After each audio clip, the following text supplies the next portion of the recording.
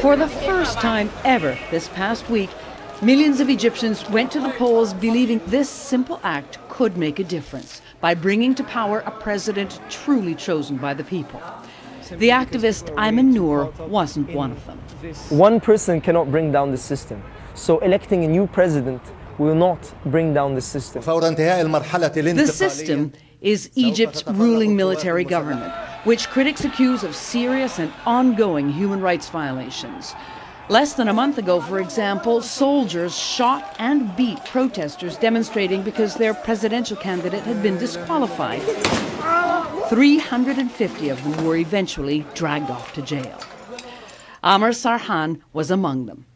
A barber, he was the main breadwinner for this large family, and it took them days to discover what had happened to him and where he is now being held.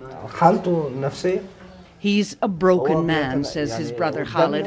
At the military police headquarters, he was first sprayed with sewage water and then electrocuted with cattle prods and beaten. It is this kind of abuse that Ayman Noor was fighting to abolish when we caught up with him last year, one of the leaders of the mass movement that forced out ex-President Hosni Mubarak. But back then, no one wanted to believe the army would take over and rule in exactly the same dictatorial way. Where we've been constantly stabbed in the back by the Supreme Council of Armed Forces. We're still being beaten, we're still being killed during peaceful demonstrations, we're still being arrested, and we're still being put on military trials.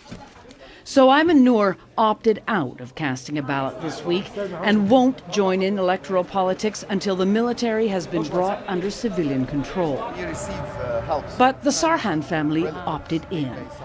They did vote, they explained, in the hope that even if they can't pry Amr out of the hands of his military torturers, Egypt's new president can and will. Elizabeth Palmer, CBS News, Cairo.